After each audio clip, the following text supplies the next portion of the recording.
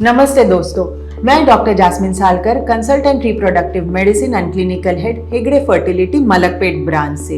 इस वीडियो के जरिए आज हम ये देखेंगे कि प्रेगनेंसी प्लान करने के लिए अगर सफलता ना मिल रही हो तो फर्टिलिटी स्पेशलिस्ट के पास कब जाना चाहिए।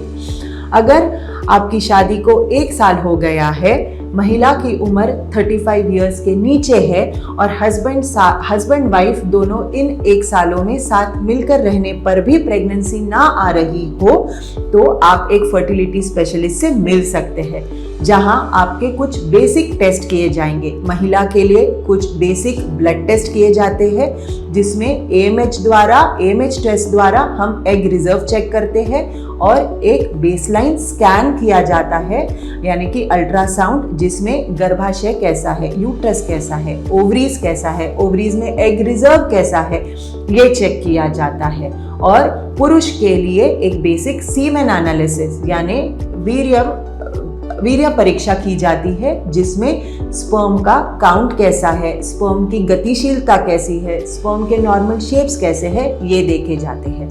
अगर आपके सारे रिपोर्ट्स नॉर्मल हो और महिला की उम्र 35 साल से नीचे हो तो इन सिचुएशंस में हम आगे कुछ और समय यानी कि और 6 महीनों तक से 1 साल तक हम लोग नेचुरल ट्राई करने की सलाह देते हैं। मान लीजिए अगर महिला की उम्र 35 साल से ऊपर हो और आपकी शादी को 6 महीने हो गए हो और आप हस्बैंड वाइफ साथ मिलकर होने के बावजूद अगर 6 महीनों में प्रेगनेंसी नहीं आ रही हो, तब भी आप एक फर्टिलिटी स्पेशलिस्ट से मिल सकते हैं। क्यों? क्योंकि बढ़ती उम्र का ओवेरियन रिजर्व पे असर होता है। बढ़ती उम्र के साथ ओवरीज में एग नंबर घटते जाते हैं। तो अगर आपका उम्र 35 ईयर से ज़्यादा हो और आपको 6 महीना साथ रहने पर प्रेगनेंसी ना आए तो आप फर्टिलिटी स्पेशलिस्ट से आगे की जांच करने के लिए मिल सकते हैं।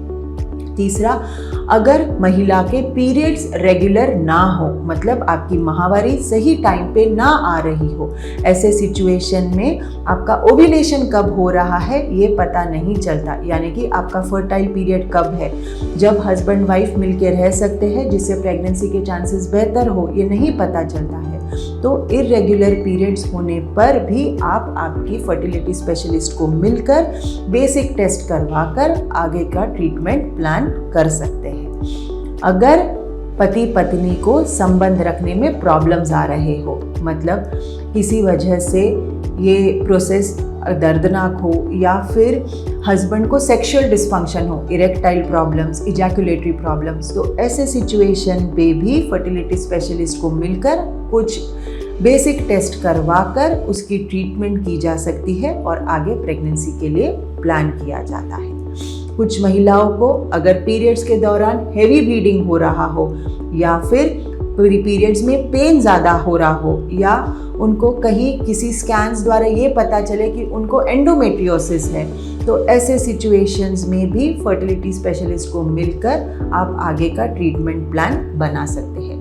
तो ऐसे कुछ कंडीशंस हैं जहां आपने फर्टिलिटी स्पेशलिस्ट को टाइम पर मिलना चाहिए और आपकी फर्दर प्रेगनेंसी के लिए प्लान करना चाहिए। लेकिन कुछ कपल्स अपने एजुकेशन पर्पस के लिए या वर्क कमिटमेंट्स के लिए अगर फैमिली प्लानिंग करना चाहते हैं, कुछ सालों तक प्रेगनेंसी नहीं प्लान करना चाहते हैं, तो ऐसे कपल्स भी फर्टिलिटी स्पेशलिस्ट के पास जाकर अपनी बेसिक टेस्ट करवा कर ये पता कर सकते हैं कि उनका ओवेरियन रिजर्व कैसा है और उनके स्पर्म पैरामीटर्स कैसे हैं, जिससे कि उनमें फ्यूचर में फर्टिलिटी इश्यूज आने के चांसेस ना हो। अगर आपको ये पता चल जाए तो आप बहुत ही निश्चिंत होकर अपना फैमिली प्लानिंग से आगे बढ़ सकते हैं। धन्यवाद।